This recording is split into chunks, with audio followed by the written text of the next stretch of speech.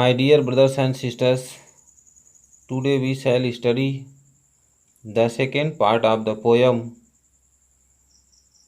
True Beauty. This poem has been composed by Thomas Carreau.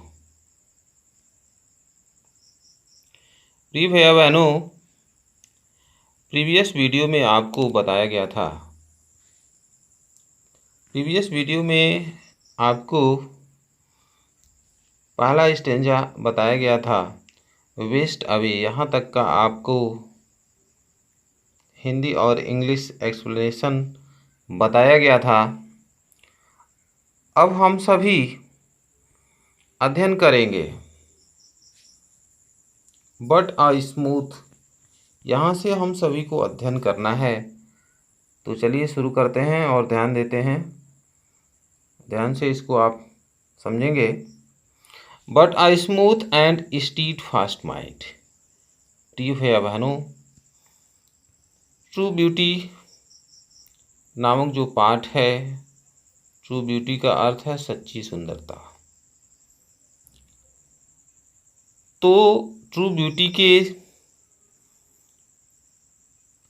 दूसरे part में जो दिया हुआ है, कवि यह समझाने का प्रयास करते हैं, व्यक्ति की वास्तविक सुंदरता मन की सुंदरता होती है। आंतरिक सुंदरता ही व्यक्ति की वास्तविक सुंदरता होती है। शारीरिक रंग रूप बनावट, बाहरी सुंदरता, बाहरी रंग रूप, यह वास्तविक सुंदरता नहीं होती है, क्योंकि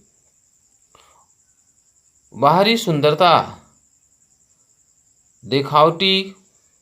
दिखावटी रंग रूप समय परिवर्तन के साथ साथ वृद्धावस्था जब आता है तो शारीरिक आकर्षण, शारीरिक सुंदरता समाप्त हो जाती है।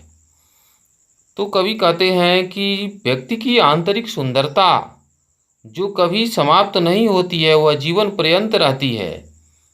अर्थात कवि यह बताने का प्रयास करते हैं कि व्यक्ति के जो नैतिक गुण हैं, चरित्र हैं, यह जीवन पर्यंत चलती है और व्यक्ति के गुणों को ही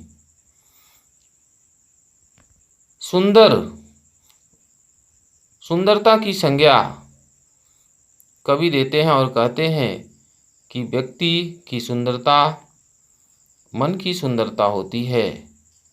आंतरिक सुंदरता ही व्यक्ति की सच्ची सुंदरता होती है। तो आइए इसका अध्ययन करते हैं, समझते हैं। But a smooth and steadfast mind. कवि कहते हैं किंतु, स्मूथ का अर्थ यहाँ पर है निष्कपट, किंतु निष्कपट एंड स्टीड फास्ट माइंड, और दृढ़ मस्तिष्क, किंतु निष्कपट और दृढ़ मस्तिष्क,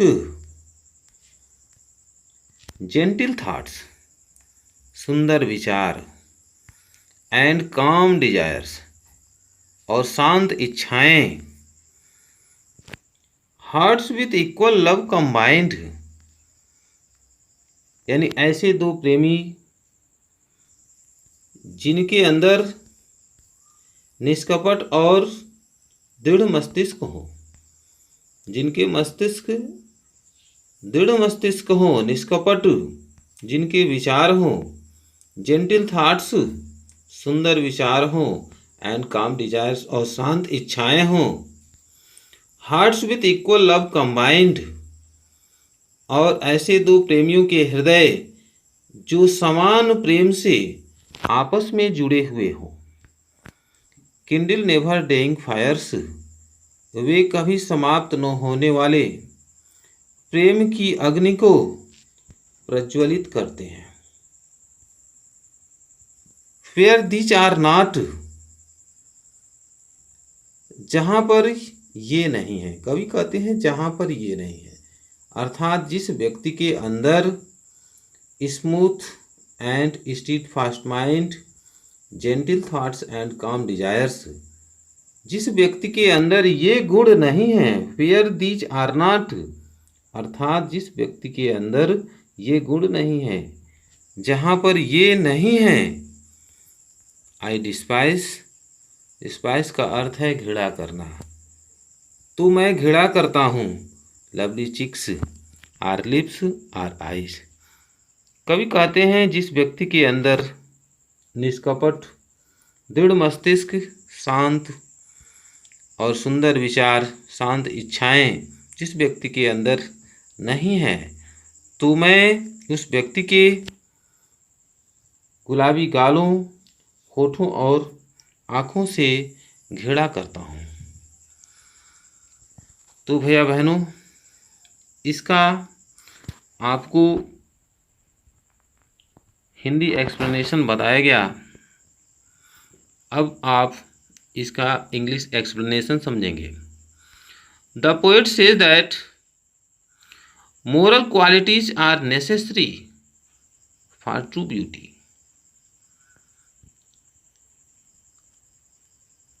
Moral qualities and internal beauty is everlasting. He praises the beauty of mind and soul. A woman who has constant and firm mind possesses true beauty. Gentle thoughts, peaceful desires, combined with love in the same degree, are necessary for permanent love. The fire of such a true love never dies. When these things are wanting, the poet does not like rosy cheek, star-like eyes and coral lips. तो प्रिय भैया बहनों, आज के video में आपको यह सब कुछ समझाया गया, जिसे आप ध्यान से समझेंगे। अगले वीडियो में आपको शेष अगला पाठ बताया जाएगा।